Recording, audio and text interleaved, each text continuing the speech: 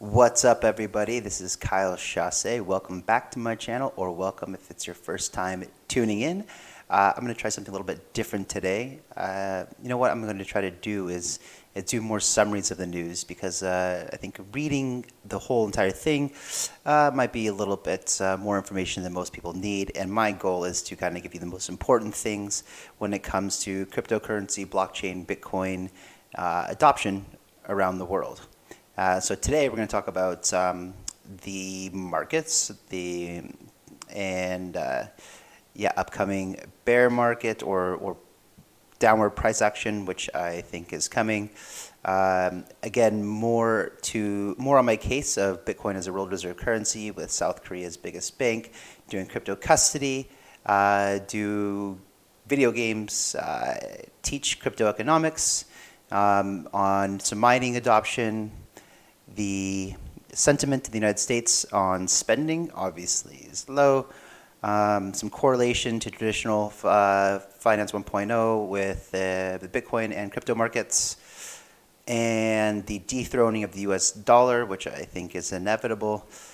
And here's some interesting news. Breitling makes a crypto watch, some scams, and something good at the end. You get to hear what Dan Moorhead of Pantera has to think about the current market and where we'll be in 12 months from now.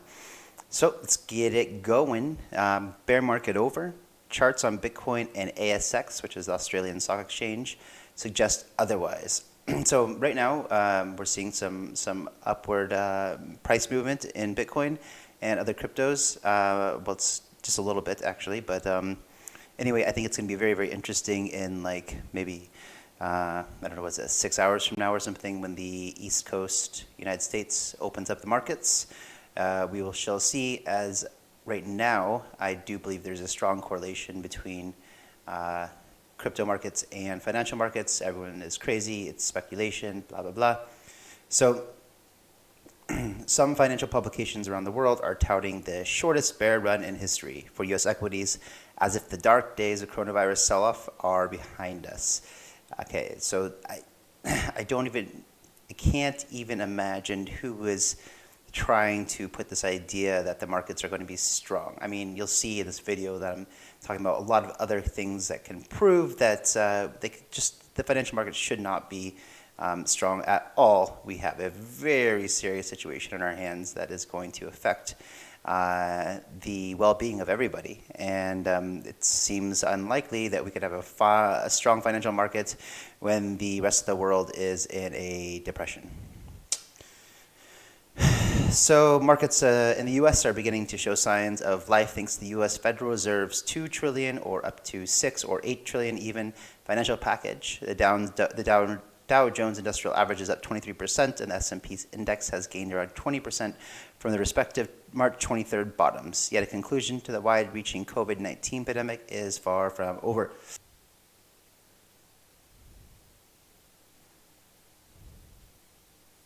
And look, this whole thing deals with the entire planet, right? So government measures in Australia got a whole lot more stringent overnight. The country's prime minister announced that the gatherings were to be restricted even further to a maximum of 2 people in order to slow down the spread of COVID-19 from within the borders. The unprecedented measure were agreed by the newly created National Cabinet, comprised of prime ministers from all the states and territories, plus prime minister, and covenanted to coordinate the battle plan against the virus.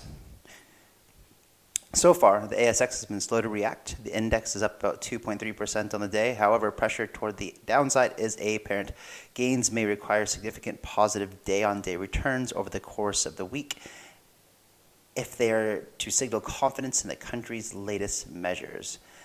So this whole article goes into, basically sentiment needs to increase in order for things to recover. If sentiment gets worse, then things will get worse. And with all of this social distancing going on, and people not going to work, and supply chains getting crushed, I don't see how sentiment can possibly increase at all, unless there was to be some type of cure for this whole thing today, and that's not going to happen for they say, I don't know, 6 to 12 months or something. So, yep, this is not getting better anytime soon. So basically the whole rest of this article goes into the fact that everyone just says, hey, things need to get better if this market's going to get stronger, and that's not going to happen. So we haven't had any like crazy major news, other than like 3 million jobs were lost last week in the United States alone. Like that's pretty massive. But it's going to continue to get worse and worse and worse. I mean, I'll show you here in a little bit this chart that shows the exponential reporting of current corona cases. In the end, just here, like global financial sentiment will need to continue to improve significantly in the coming week if there are any real chance of starving off a deeper recession. In the past week, almost all the markets have suffered daily low highs taken by technical traders to be a negative signal. With coronavirus-related updates changing daily at a rapid pace, a conclusion to the uncertainty and fear of markets may be far from over. Yep, so that's what I was talking about anyway. Even though this week we might have a little bit of upside, I think that it's inevitable that we have a fairly large crash fairly soon. And then that's going to be interesting. I'll go into what Dan says at the end from Pantera in a bit. And here we go. So South Korea's biggest bank is set to launch crypto custody services. So this is going into what I was talking about, how all of the banks around the world are going to be offering Bitcoin and Ethereum as a service. And this is leading to my case that Bitcoin will be a world reserve currency. So now we have Germany with like 40 plus banks. We've got Italy with Hype. All the banks, like online banks that are being created right now. We've got now South Korea's biggest bank.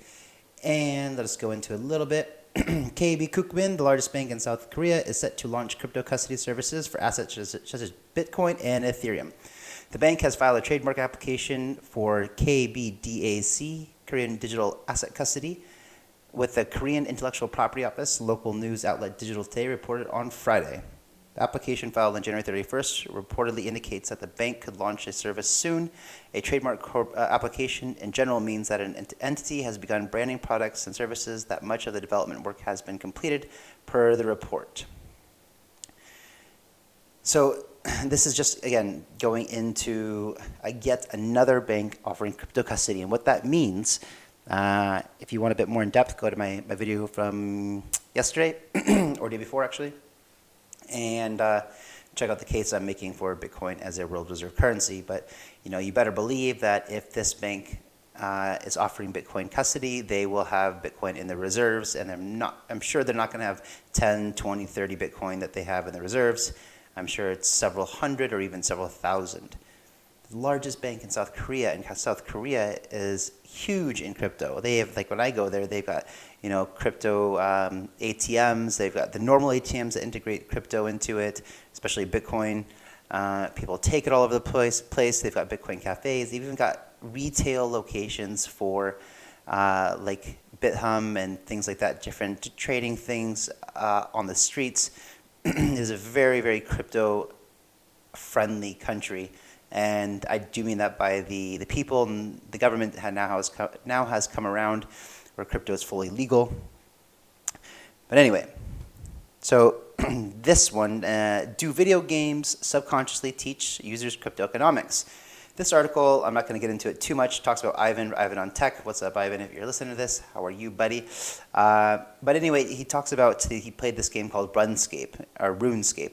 And basically they have this in-game digital dollar asset, currency, whatever. And Ivan talks about how that there was actually even a little stock market thing going up and down and showing you the value of these assets and what people were willing to buy and sell them at. And Ivan talks about how he got wrecked and some people got pumped and dumped. And while this is teaching people how to trade essentially digital assets or crypto, it's not teaching crypto economics. This is a problem I have with the crypto space. So when we talk about crypto economics, we should be talking about things like the token economics, which is like economic theory and things like that, and why the token has value and what's the token velocity, if people should be holding it, how game theory affects things. So anyway, this is one of the problems I have, and this is why I want to call it out.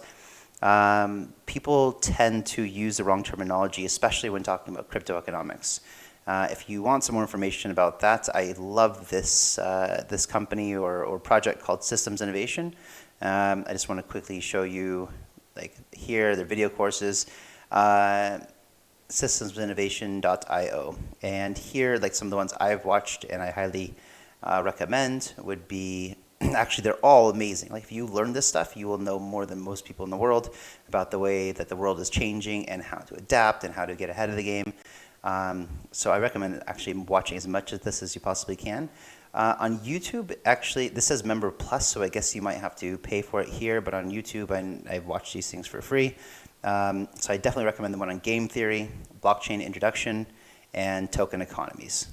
So that's it if you want to learn some more. It's not sponsored or anything like that, but I just really appreciate the work that they do.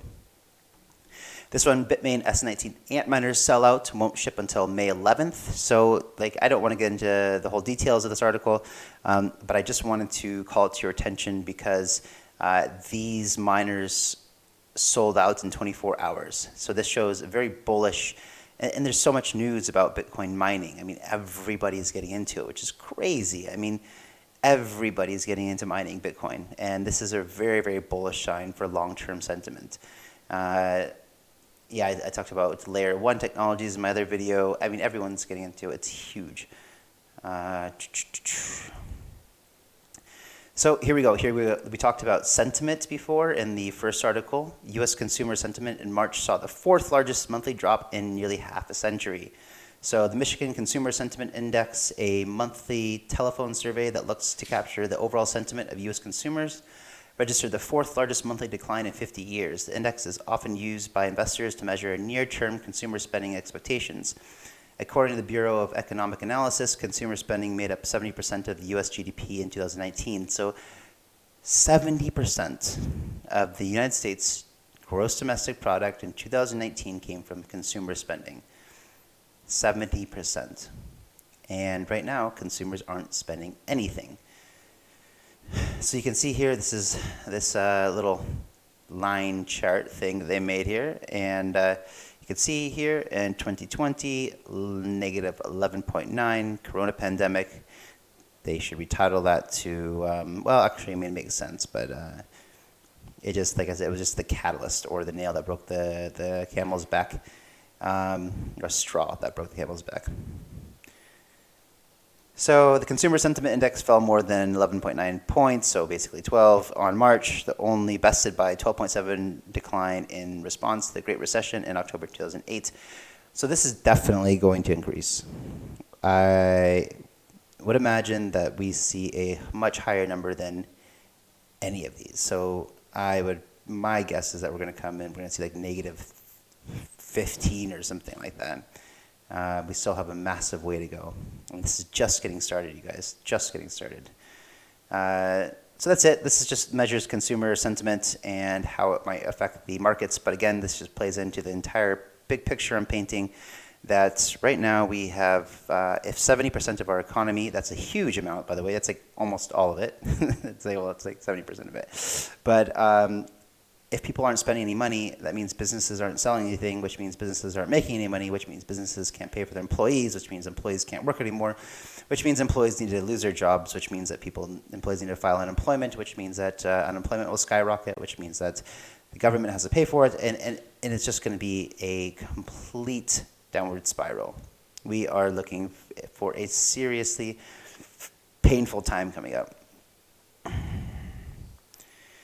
So moving on, and this is just, okay, this is something I have a little bit of a problem with. Bitcoin remains correlated to the equity market amid the ongoing financial crisis. Of course it does. And I've talked about this just now recently in last videos about the correlation. And it's because we have massive speculation and uncertainty right now. And also it's because Bitcoin and cryptocurrencies are still immature. You know, they're hardly adopted by the entire world. And it's going to take time, and I'll get into that in the last article as well, but it's just going to take more time, you know, and this is kind of what I find ridiculous. So they're saying that Bitcoin is correlated to the traditional markets. Okay, so this line at 0, would represent a non-correlated asset, right? And this is negatively correlated, which means when the price of the stock markets would go down, Bitcoin would go up. And this is positively correlated, which is the opposite. And so now we're seeing this so it's hugely positively correlated mark here. But my point is, look at this. It's just non-correlated, correlated, non-correlated, correlated, non-correlated, non-correlated, not it's just not. So even though you could be correlated at one given point in time, it's for the most part it's just not correlated. I mean, you could be negative. I don't think that correlation should be tied to a specific point in time. I think correlated means, is it correlated or not?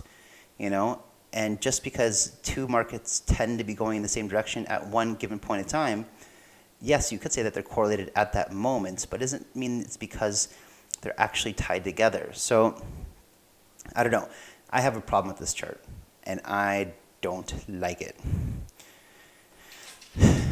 Okay, so this is after coronavirus war. Yep, it is a war. Bretton Woods-style shakeup could dethrone the dollar. So approximately every 100 years, we have a new world reserve currency or a currency that dominates the entire planet. Right now, it's US dollar. It's been going for nearly 100 years, and we probably, just history shows that the last 500 years, on average, every 100 years, a new currency has kind of taken the throne. So during a televised press conference this week, U.S. President Donald Trump characterized himself as a wartime president because he's so awesome. Yeah. This is not something that I would want to brand myself as. It's ridiculous. But anyway, now it's becoming clear that the economic toll of the virus as in a war is likely to be dire. In the U.S. alone, a record 3.3 million jobless claims were filed last week. Deutsche Bank predicts the country's job losses might exceed 15 million, with Europe approaching in a similar level. So that's just like what I was just saying a few minutes ago, that we are going to have massive unemployment, which is crazy. I mean, I've heard reports of the 30% unemployment is possible. That's crazy. I mean, that's 3 out of every 10 people not having a job. So I mean, this U.S. stimulus bill that's coming out is also ridiculous. Such a small amount of it is actually going to the people. Very, very small amount. Most is going to banks. Then the second most is going to big, huge corporations. And then, and that's the majority of it. That's 90% or something. And then you have a little bit going to people and a little bit going to hospitals, but not really much at all. So questioning dollar dominance. Even before the coronavirus hit, questions were percolating among some economists, monetary officials over whether the dollar-based system could last through the 2020s. One concern is that monetary policy in the U.S., actions by the Fed to maximize domestic employment and keep prices stable, reverberates through countries all over the globe, often saddling them with higher inflation whenever the currencies weaken versus the dollar. So this is a clear need for a global currency that we can set prices in, that anyone can trade in. It's ridiculous to have, everybody else have to trade in the U.S. dollar, because if their currency weakens compared to the U.S. dollar, that means things get more expensive.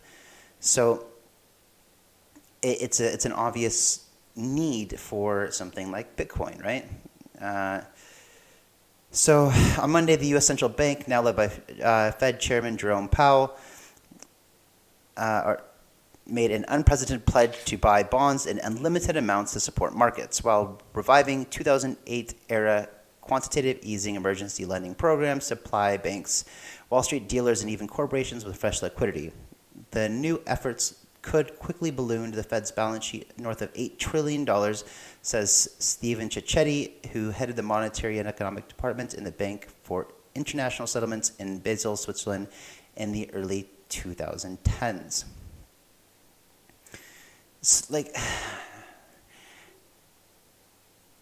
none of this makes any sense to me. You have this unlimited money printing with unlimited ability for banks to lend out money with zero interest rates or even negative interest rates. I mean, it is an insane monetary policy. You can't just lend out unlimited amounts of money. Like we used to have, um, a reserve needed in the banks, right? Like used to have like at least 10% of the money that you took in on reserves, and now it's zero. So banks don't have, they could just literally, like now every single bank has become a Federal Reserve essentially. So banks can just basically print their own money. They don't have to actually physically print money. They can just give you a loan for as much as they want at 0% interest, and that inflates the value or the dollars that are actually in circulation digitally, but still inflates the amounts because they don't have to have any reserves, which means they can actually lend out. If I'm a bank and you're a bank customer and you want to borrow $1 million, I could just say, okay, like I will give you $1 million and you have to pay back $1 million. But that $1 million didn't actually come from anywhere. We just made that out of thin air. That's crazy. That means every single bank can just, not only is a Fed printing out money faster than they can actually count, but now all the banks, this is massive, massive, massive amounts of inflation in the monetary supply. So I think that there will be eventually, when this whole thing, right now the US dollar is still strong. Like it is still very strong, which is crazy, but it is. It's the global reserve currency at the time. And everything is still very, very shaky. Okay, so is there a possibility to create some digital currency not tied to any domestic economy? There might be an opportunity for somebody to figure that out.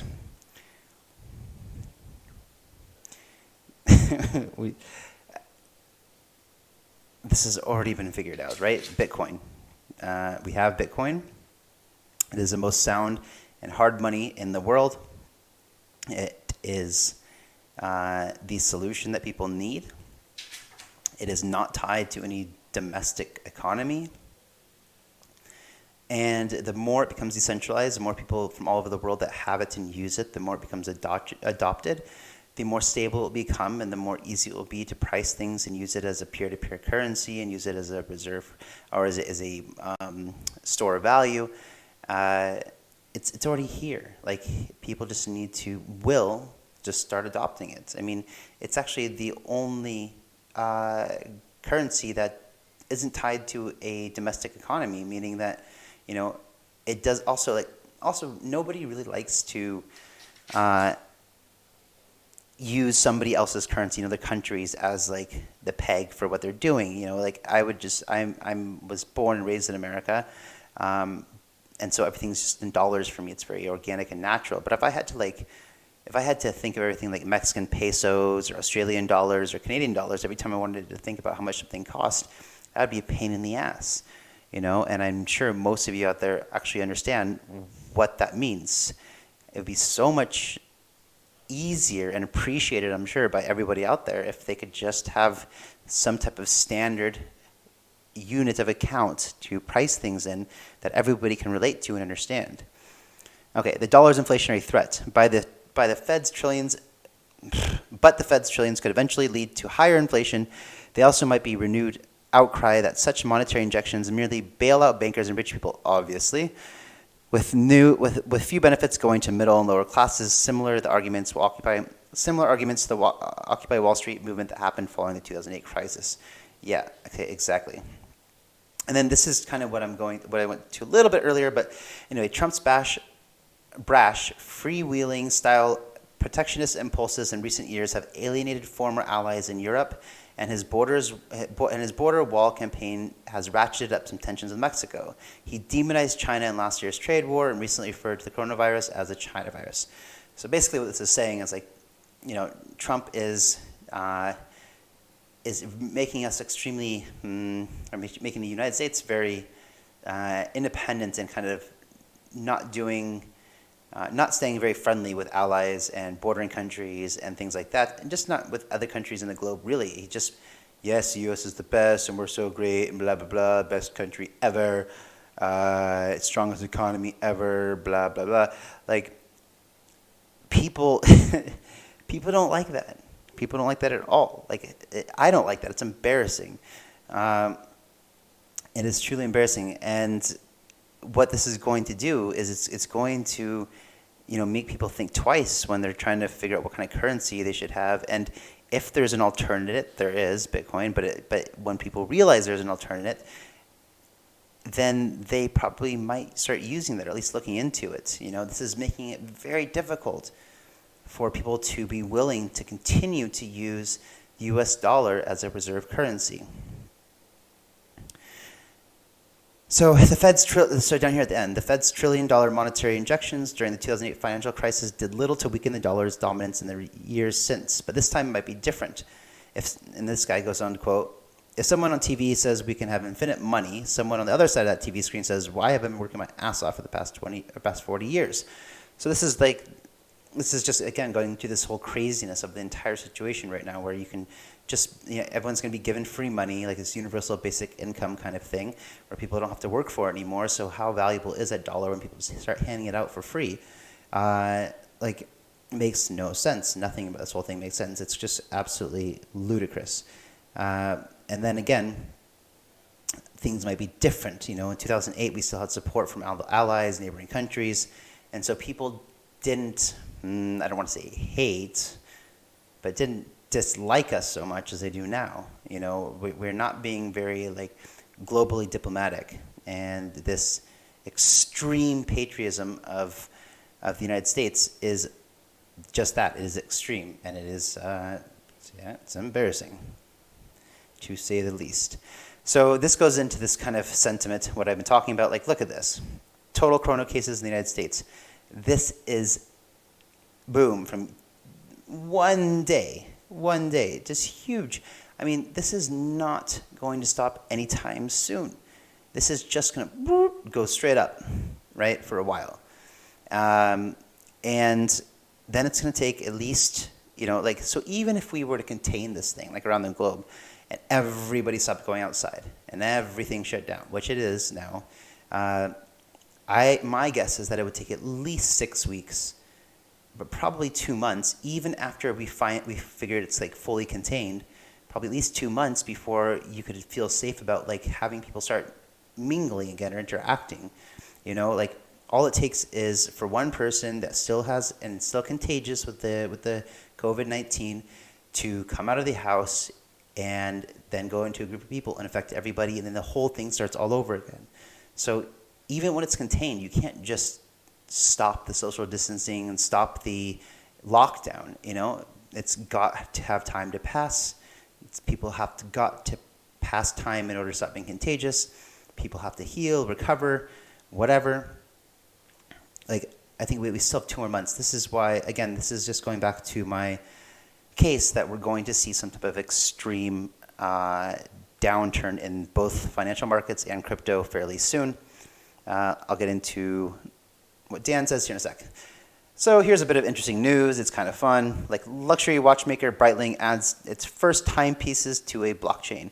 So this whole article, it just talks about, and I'm just going to summarize it for you. Breitling decided to make this new timepiece. It's very, very nice, actually. I like it. But it's talking about how it's going to put each one that it produces on a blockchain, and that the person who buys it, instead of a certificate of authenticity, they will be registered on the blockchain. And if you sell the watch, you transfer ownership on the blockchain to the new owner. And this is how you can service a watch through warranty, repair, and when you sell it with the new registration on a blockchain. This is great. This is tracking chain of ownership or chain of custody. You can do this with. This is a very good use for blockchain. You can do this with real estate. You can do this with titles of land, titles of cars, title of any type of asset that you want to show ownership to. This is what we should all be doing with everything on all assets. Great use for blockchain. Okay, and just out there, this is, I'm going to not spend much time on this because I don't like to give these guys any type of time and attention, but basically this says, Bitcoin scammers impersonate Bill Gates and endanger almost 30,000 YouTubers. This is not new. These scammers have been creating these live giveaways of Bitcoin, Ethereum, XRP, whatever, on YouTube. They're going on all the time. You can just go to YouTube right now. You can find one from whoever. And this is just, I guess maybe this is news now because it's Bill Gates. But these guys just set up these things. And I'll show you a screenshot. Some looks like if you see anything where people are giving you free money, if you just send in, like, to participate, you just need to send between 0.1 and 20 BTC. What if I want to send 25? Can I do that? I don't know. Maybe I should just try and find out. Between 0.1 and 20 BTC to the contribution address, and we will immediately send you back between 0.2 and 40 Bitcoin to the address you sent it from. Every person can participate only one time, and the minimum contribution is 0.1 and the maximum is 20 BTC. For example, if you can't do math, if you send 0.1, and if you fall for this, maybe you can't, or you just, like, this is just, come on, you guys. For example, if you need 0.1 BTC, you will be airdropped 0.2 BTC. Here's a really good deal. If you just send them 5 BTC, they will airdrop you 10 BTC. They're just giving away Bitcoin. It's Bill Gates. He's just giving away, come on. Ridiculous. So anyway, just look, guys, stay away from this stuff. Like, mark it as a scam, report it. This little flag here, give it a thumbs down. Like, these 12,000 are all from like Chinese firms or Indian firms who are just going in and giving it a thumbs up. Like, crazy, shitty scams. Okay, last one. Crypto hedge fund Pantera CEO, Bitcoin price may set a record high in 12 months. So this is kind of lines up with what I've been saying. Like, I think from now, I think it's going to be about 14 months. So it's fairly close to what I was saying. Dan Moorhead, CEO and co-chief investment officer of Pantera Capital, a crypto hedge fund, says the Bitcoin price is set to surge during this economic crisis. In fact, Moorhead predicts that the Bitcoin price could reach all-time high within 12 months. That would be truly astonishing turn of events, but not entirely out of the cards. The Great Recession and 2008 financial crisis gave rise to Bitcoin in the first place. After watching the financial system critically fail, some computer engineers with talent in the obscure branch of mathematics called cryptography decided that enough was enough, so they created an open source distributed peer-to-peer financial system, which is Bitcoin. The Bitcoin price soared in the following decade from virtually worthless to $20,000 per Bitcoin in December 2017. It was the most dramatic rise in an asset price in history. For early investors in Bitcoin, it was the most high-yielding investment the world has ever seen. That 2017 all-time high in Bitcoin price was a speculative asset bubble. However, it slowly collapsed over the following year. There was an early rush of speculative overinvestment in Bitcoin, analogous to the NASDAQ bubble that crashed in 2000. The NASDAQ took some time to recover, and Bitcoin will too. But Pantera's Moorhead thinks the second financial crisis over a decade will become Bitcoin's time to shine. He says it was born in 2008 financial crisis and will become of age in this one. A major thrust of his argument is a massive monetary expansion happening now with fiat currency. As governments increase the quantity of paper money, it takes more pieces of paper money to buy things that have fixed quantities, like stocks and real estate, above where they would settle absent an increase in the amount of money. I think they will do that. The corollary is they'll also inflate the price of other things like gold, Bitcoin, and other cryptocurrencies. The next record high in 12 months, Moorhead says the Bitcoin will appreciate against the dollar is inevitable. Now that we're in the trillions, the deficit just simply has to have a positive impact on the price of things, not quantitatively easable. Stocks, real estate, cryptocurrency, relative to the price of money. Said another way, the BTC USD cross-currency rate will rise. But he takes it a step further and predicts a new all-time high within 12 months. Moorhead expects a massive wave of institutional investment to drive Bitcoin to the price of this new record high. The Bitcoin price may set a new record in the next 12 months. It's not going to happen overnight, but my best guess is that it'll take institutional investors 2 to 3 months to triage their current portfolio issues, another 3 to 6 months to research new opportunities like distressed debt, special situations, crypto, etc. Then they begin making allocations. Those markets will really begin to rise. Institutional investors did see the value of Bitcoin during the crisis over the last few weeks. While Wall Street was tipping circuit breakers during the sell-off, Bitcoin was incredibly liquid. All right, so on top of this, we have seen that approximately historically 1 year after the halving, we have seen like the peak of the bull markets. So yeah, so this kind of lines up not only with what Dan said, but also that we have this just kind of history repeating itself kind of thing, and that's kind of my idea too. When we'll see new all-time highs. And yep, I mean, institutions have been setting up the foundation and framework for Bitcoin adoption. Like I said, the banks are starting to custody it and hold it as a reserve. It will become the world reserve currency. It is just a matter of time. Thank you guys for tuning in. Appreciate it. Do me a huge favor, like and subscribe, and I will be seeing you tomorrow.